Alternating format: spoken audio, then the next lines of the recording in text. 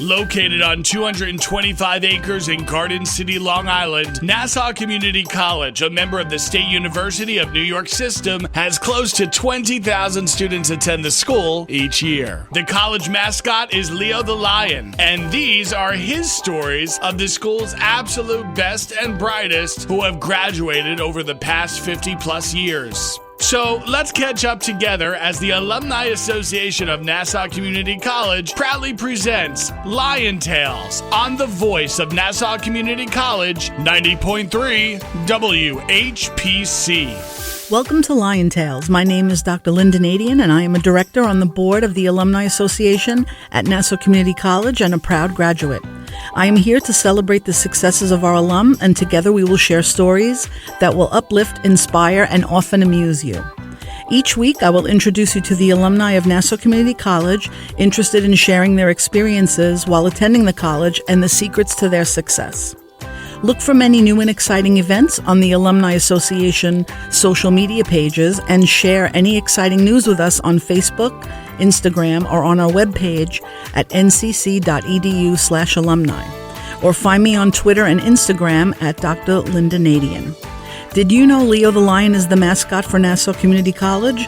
Lions are ruled by Leo and fire. The male lions represent pride, while the female lions stand for teamwork. Together, we are Lion Tales. Today, I would like to welcome to Lion Tales Larry Lamondola, class of 1978. Larry is the proud sponsor of the Wantagh Lions Club, and he is here to discuss some of his attributes at work and coming back to Nassau Community College since 1978 and being on this campus. And we would like to welcome to Lion Tales Larry Lamondola, class of 1978. Great to be here, Linda. What was it like on the campus during that period of the late 70s, 76, 77, 78? Well, it's funny, when I drove up here today into the main parking lot, that main parking lot looked like a runway still in 1976. It was not paved. We had a lot more airplane hangars. There were barracks where one of my biology classes were held in, and I always begged for not have a class in those barracks because it was cold. The heating really wasn't that good back then. But yeah, I mean, if you look at it now, I mean, I love the antique architectural look, and then you know that the history is there. And as the school's getting ready to celebrate the anniversary coming up soon, everyone's looking to kind of discuss the past and archive. So when you were here, what was your initial school experience like? Well, I had my vision was to work in the broadcast industry. I grew up listening to WABC, WMCA, WINS. At that time, they were all music stations. So I knew that Nassau Community College had a radio station, and it was a storied history even back then. The station manager here at WHPC was a fellow by the name of Ralph Paul. Now, Ralph Paul was the announcer for Ed Sullivan. So he was the station manager, and a real good guy by the name of Jim Green was the program director at the time, and he later became station manager. Jim was a big influence on my life and continues to be an influence on my life to this day. I'm still friends with him. I have lunch with him every once in a while. Yeah, you shared an article, I guess it was an opinion piece in Newsday. Can you tell us a little bit about that? Yeah. I could tell you, it was about radio station WGBB.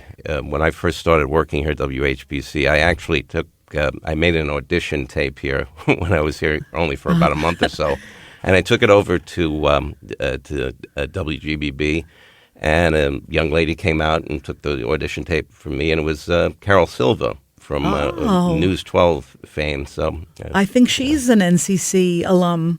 I didn't know that, really. I think so. We were just discussing that. We were discussing what alum versus alumni mean, and it's basically that even if you have attended the school and you didn't graduate, you are still considered an alum because you attended and had courses on campus, which we think is an interesting thing because then it gives us a whole other group of people that have been here. And I do believe that she was a graduate as well. So when you came to Nassau, what was your decision to attend Nassau Community College back then? Where did you graduate from high school? I graduated Plain Edge High School. Okay, Plain Edge High School. I'm very familiar. Yeah, yeah.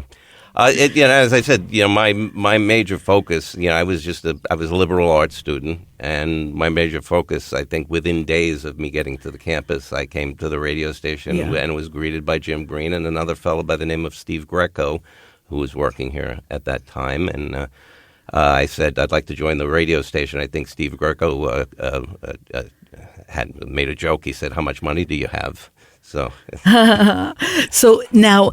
The music that was being played then, because the late 70s, really, it's sort of, there's so much incredible music, and then there's also the controversy between rock and disco and Saturday Night Fever and Grease and all of that coming out. What were some of the playlists that were happening? Do you remember that? Well, I think a lot of the music was, we still had played some of the oldies. As a matter of fact, I happened to tune into this radio station, and there's it seems to be an ongoing show called Good Gold. Yeah. Good Gold was I think it was from 11 to noon back then, and I think it's still it's still here at the radio station. But the music back then, I liked everything. I liked disco. I liked rock and roll. All the same to me. What are you listening to now when you turn on the radio, if it's not 90.3? I listen to a lot of sports. I listen to WFAN now and ESPN radio. So I put on, it's very hard to get the Yankee game on television because it's on all the different channels and I never know which channel, and I get really upset because I like to hear it. So I do put on the radio, and I keep a real radio that plugs in, that has AM, FM, and all of that, because I'm afraid that I'll miss certain shows and I can't watch them or hear them. So that's what I really love to do. I'm a long-suffering Met fan, so And it's the same thing for the Mets. I mean, I know that WFAN, they do broadcast the game, right? Yes. Because if you're, let's just say, I always say, if you're a 90-year-old guy and you want to watch the game and you can't find it because it's Hulu and Peacock and it's just all over the place.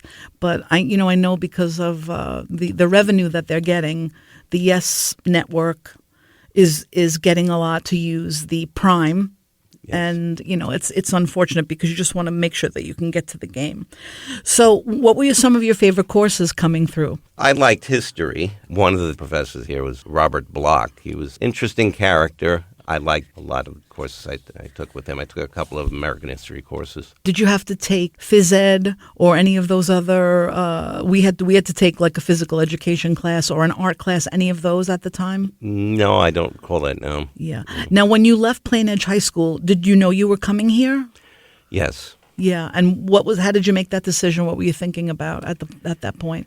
Well, I made that decision because financially my parents really were not well off, and that was really the avenue I wanted to take anyway, to save my parents some money. Yeah. Do you remember being a high school student, guidance counselors discussing attending four-year colleges or providing information the way that they do now? Well, to tell you the honest truth, I really wasn't that great of a student back then. Yeah. So the choices were really slim and none. Yeah, I mean, to be perfectly honest with you. Yeah, I remember. I mean, I was definitely an average student because I didn't really put forth that effort. Moving forward as years go by, all of a sudden it just becomes part of your life and you do better and better and better. But I don't remember ever really being kind of steered toward a four-year school. I didn't really know that it was available to me. So coming to Nassau was sort of like the gateway to the rest of it. Exactly. And that is an exciting thing. And when you transferred to Post, what was it like, the transition moving from the 2-year to the 4-year? Well, the transition for me, once again, as I said, my entire focus, my entire goal was to work in the broadcast industry at that time. Yeah. And what guided me is I was here at the radio station, and there was a fellow here by the name of Warren Matuk, and he left his resume up on the bulletin board, and I happened to see it, and I see WCWP, and one of his his references was a person by the name of Bill Moser, and it showed Bill Moser's credentials. WABC, WPLJ, engineer. I went straight into Jim Green's office. I said, Jim, what do you think of WCWP? Me going over it. He says, a great idea, Larry. Moser works at ABC. I said, I wanted to work at ABC in the worst way. I never actually got to work there, but I was able to, through Bill Moser, I had great contacts, and I was able to catapult into the industry from there. Yeah. And so then when you went over to Post and you were working at that radio station at the time, absolutely. and what was it like over there? I must admit that this place was run very professional, but Bill was very hands-on. We all had a job. It was very departmentalized. There was a programming department. There was an engineering department, a promotions department. There was a music library. Everybody had their own job, and it was a situation where he took no prisoners, even though it was volunteer. Yes. You were being prepared for the real world. Absolutely. You were listening to Lion Tales on the voice of Nassau Community College, 90.3 WHPC. My name is Dr. Linda Nadian, and our guest today is Larry Lamondola, class of 1978. Speaking about that, you did pursue a communication arts degree and earning your BA in 1980. And I mean, radio in 80 was also... There was sort of a transition, I think, in the world, because we all know that in 80, John Lennon was killed, and to me, that changed the world. It changed the face of music as we know it for a lot of reasons. So what was it like for you? Linda, it's really ironic you mentioned John Lennon. At the time, I was in 1980, I was working for the RKO radio network. Oh, wow. The very last interview that afternoon gave it to the RKO radio network. Yeah, so, December 8th, 1980. Yeah. It was in the afternoon. He describes what he was wearing. I can tell you the whole, because I just know a lot about, the period. And so were you at RKO? I was at RKO when it happened, yeah. I mean, it's such a strange, ironic twist that, him coming back and doing like really a significant amount of interview was probably, I'm sure they recorded for 3 hours, but it was even longer than that. Yeah. I at that time, it was, the whole industry was asking RKO, can we have clips of the interview? And that interview was used for many, many years. Yeah. Very historic. Yeah, and he did the big Playboy interview with David Sheff. And I mean, basically they were together for a few weeks recording that, and they used regular recording equipment, like a tape recorder. Yeah. And they just, play and record and recorded him. I think RKO was sort of like that as well. I don't think he was in studio. No, he wasn't. He was it was at the Dakota. Yeah. And so, again, it was just a time period that I we'll never get that back again. Type of a thing. But so you're moving into, now you have your communications degree. What did you pursue working at ABC, and did you? No, what happened was I had while I was at Post, I had a job at a radio station on Route 110, WCTO. It was an automated radio station. I tell you the truth, I really didn't like it that much. And simultaneously, I was working at WALK, working two jobs. That was on the weekend. Really not making a lot of money. Then Bill gives me a call. He says, "Listen, I got this job where you'll be making a lot more money at RKO," and I right away took the job. It was a summer replacement engineer job, which I had the job for a while. I actually left there temporarily to work for the United Nations Radio, which I thought was pretty interesting. That sounds really interesting. I was there for the General Assembly in the fall of 1980. Wow. Yeah. Yeah, and that was really sort of, looking back now, it's like 41, 42 years ago, or however many years ago. But it also was like a critical time period in the United States. Yeah. And radio all across the world, even today. I mean, there's so much music and information that can be had, and they really are still using radio as the platform. When you think about that now, is that something that you hope will continue for the future, that we do have this radio access that we do have? Absolutely, especially back then. Radio Free Europe was big. Yeah. Some of my colleagues actually had the opportunity to work for Voice of America. Yeah. I don't know if you remember during the beginning of the Reagan administration, the Mariel boat lift and getting the word out to Cuba and about the United States. there was a lot of jobs that opened up for Voice of America. I was tempted to go down there, but everybody I knew lived here, and you would have had to relocate to Washington, D.C. Wow. And so, now moving forward from 1980 to now, we're talking about, again, in society here, the way that social media has been such a platform for everything visual and audio. And then also now we have this whole issue of artificial intelligence where we can recreate and create and, double track voices. Speaking of the Beatles, they took John's voice off of the cassette, which they did in 1996, which is interesting because basically they did do kind of like an AI type of a thing at that point, and it came out pretty good. But now, there's a lot of controversy because people don't really want it to be sort of fake. How do you feel about that? I'm sincerely, I'm old school. Yeah. I have an affinity to human beings. Yeah. Not to not to sort of like a computer robotic voice. Artificial intelligence, no. Yeah. I think it's very early in the game, and even there's a big company, I think, in San Francisco, and that's like their main staple is AI. And they spoke to the CEO, and he even said, I don't know, it's very new, and we'll do our best. But, you wonder what the implications will be. And radio stations across the U.S. are concerned about that because obviously it's going to... people lose jobs. Yeah. A friend of mine, colleague that actually worked here and worked in New York radio for 4 decades, was recently let go. Yeah. Because basically they semi-automated this particular radio station, right. Sadly.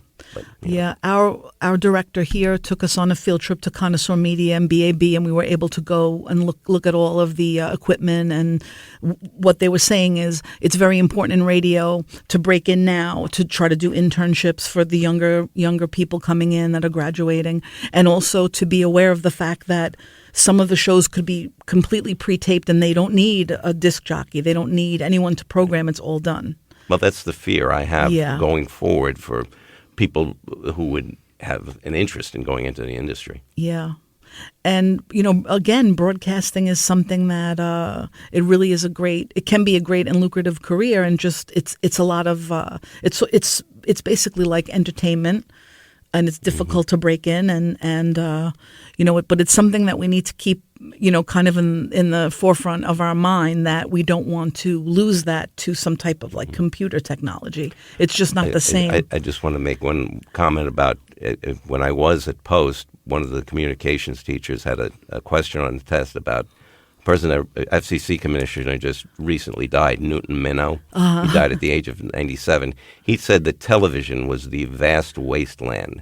I would tend to think now the vast wasteland is a lot of the social media. Yeah, I think so.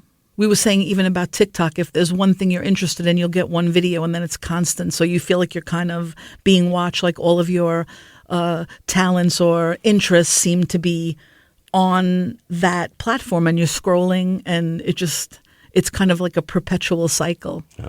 It's really amazing because I don't know what the outcome will be, but I hope it's a positive one.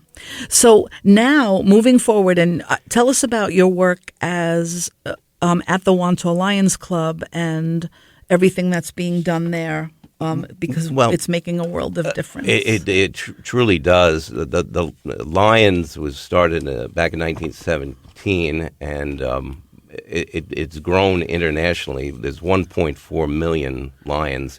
The fear that we have now is that not enough young people are interested in volunteerism. Not enough people want to meet physically, face-to-face, and talk about things and helping out in the community. What we do in the community, especially for those with sight impaired.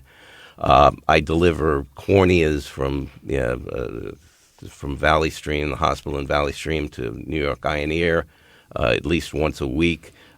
We collect eyeglasses for those in need. We help food pantries. All the things that nonprofits are supposed to do for people, helping people in their communities. And what I do lately is that we have a golf outing, and that's what I was out today. Yeah. As you can see, you can't see it on radio. I have my Lions shirt on, and go to businesses. Hey, you want to do a sponsorship? And that's where we get a lot of our funding from, private donations. Yeah, that's what, for the Alumni Association at Nassau Community College, we also do a lot of fundraising, and we have a gala. And again, we were talking about this before, that most of those things that we're doing are volunteer work. Making service your signature is really important, and we find joy in that as a volunteer. And you almost find more joy in that than you do with something that you're actually being paid for. And another thing I do, and this occurred, I have two children. My youngest child passed away in 2019 of a fentanyl overdose. Okay. I'm with the Levittown Community Action Coalition, and basically, in a nutshell, it's to keep kids on the straight and narrow from K to 12. I met with the DEA back in November, along with a number of other people whose loved ones lost a loved one. The DEA is active. They actually created a curriculum from K to 12, and I'm excited about that, spreading the word about that. I encourage anyone to go to DEA.org or .gov to find out more about it. Absolutely. Yeah, I mean, the more knowledge that we have about that, and that's also part of the social media problem, is that, there are children that I know that went online and bought something and took it, and that was the end for them. I mean, there's a situation happening now. It's not only the injection, it's the one pill can kill. Right. And there is no more. These are, children as young as the 8th grade going to a party. One pill, gone. Yeah. And they also said that the potency of fentanyl is so severe that it's like a tiny little dot could be, lethal for some. And absolutely. I think that, as an educator, it's very important for teachers coming in to be aware of that. What it can do when kids bring things in. Sometimes they bring, I've had children bring in drugs in their backpack from maybe the table at home and not even realizing what it was. They just took it with them. Or water bottles that were filled with vodka and they didn't know that there was vodka in there. So we always have to have a very specific concentration on watching our students and making sure that they're being led, properly, and that there is a fear. I think that we have to instill a little bit of fear. Don't put that in your mouth. Don't even try, because you never know. You never know. So that's really something that we have to think about as well. You are listening to Lion Tales on the voice of Nassau Community College, 90.3 WHPC. My name is Dr. Linda Nadian, and our guest today is Larry Lemondola, class of 1978. So you spoke about colleges providing students with careers in plumbing and electrical engineering, robotics and tools and carpentry. Can you tell us a little bit about that? I think that's something that's really untapped. And, we often think of, come out, get your liberal arts and, just get your feet wet, go to college. When sometimes there are people that really aren't meant for college. Right. And in this country, we need people to fix things. There's Absolutely. such a shortage, to find a plumber these days. Find an electrician these days. Yeah. Not easy. Carpenter. No. I'm always envious of these folks that are able amazing. to do this. Yeah, we have a contractor that comes to the house. I mean, he's really an artist. Everything that he's created and built by hand, it's just amazing. And I see how he mentors his cousins to continue on with the business. And we absolutely do need that. And I think when students are coming out of the high school, maybe you're not really sure, but a career going through BOCES and getting certificates. And anything that you do, you should probably get a certificate. When you asked me to be on the show, I actually looked this up and I said, this is a great idea. I think Nassau should really expand on something like this. It's so important. Yeah. One of the things they're doing, which I thought was interesting, they have a lot of adult ed and a lot of courses that you can get a certificate in, like first aid, mental health, you get a certificate. There's a Google training, and you do come out with a certificate, but you become Google trained, so you can do a lot of the online stuff, which maybe you're pretty good at, but you want to get better at. So there's a lot of offerings, even for students that are not like full time, and that's helping. I think really people that are able to maybe they don't want to come matriculated. They just want to take a few classes and kind of see how it goes. So that is also very important. And as we're entering now 6 months into the 2023, what do you think the world really needs now that we may have had in the late 70s, but we kind of took it for granted? I guess we thought the late 70s weren't such a great time, but now we look back and we're like, wait a minute. I have to, I always go back to song when I need to answer for a question from time to time. I don't know if you remember a song from 1969. It was by the Youngbloods. It was it kind of went, "Come on, people now." Oh, right, yes. Mm-hmm. Got to get together. Yeah. Got to smile on your brother and your sister. Yeah. Got to love one another right now, and I think that's missing from society. Loving think each so, other. Too. Yeah, there's something that we have to kind of get back. There's a magical quality of that period of time. There was a lot of innocence, I think, as the same. I mean, there was a lot of drama, I guess, in the U.S., just like in the 60s. But I think there was more, there was a calm period. Now, everything's very amped up. Tense. A lot of tense people. A lot of tense. And, we're just like, now this is Pride Month, and you see everyone trying to kind of like make their way and be who they are. But at the same time, there's not a lot of acceptance. And then if there is, there's a misunderstanding about it. So it's always sort of a controversy. And I think we're all expected to kind of accept, but we really don't understand what we're accepting sometimes. So if it could just be explained, and not through social media, because I think that kind of puts a little damper on it too. It's hard to understand a lot of things, but things were probably simpler at the time. So now, many years you worked also in insurance. What was that like? Oh, what a departure! Yeah, it smacked reality, and I break the song again, the Rolling Stone song, sometimes you don't get what you need, what you want, but you get what you need. It got what I needed for my children, for my wife.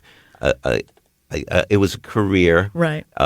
I got to go to court. I got to negotiate cases with lawyers and settle bodily injury claims. I saw it's a lot of the darker side of life where when people get into automobile accidents, it's not a lot of fun to hear their tales of woe, and there's sometimes a lot of anger.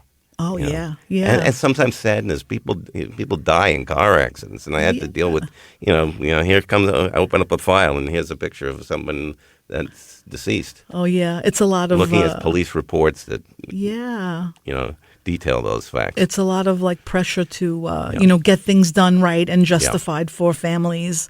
That's true too. So now, working with the Lions Club, what are some of the goals for the future for the organization? Well, a lot of I hate to use the word rinse and repeat, but when you just keep doing the more of the same, just doing what you do right, fundraising, helping people in need, helping people with food insecurities, it's so important. Absolutely, because believe it or not, on Long Island there are people truly in need. You wouldn't think about it, but. No, and it can happen overnight as well. I would like to thank our guest, Larry Lamendola, class of 1978. How can our listeners contact you? WantallLions.org or the email address wantalllions@gmail.com. Thank you for being here today, Larry Lamendola. I would like to thank you for being our guest today. My name is Dr. Linda Nadian, and I serve as a director on the board of the Nassau Community College Alumni Association, and I am a proud alum. Lion Tales is available as a podcast on iTunes, Android Podcasts, and Spreaker. More information is online at nccradio.org. Thanks for listening to Lion Tales on the voice of Nassau Community College, 90.3 WHPC.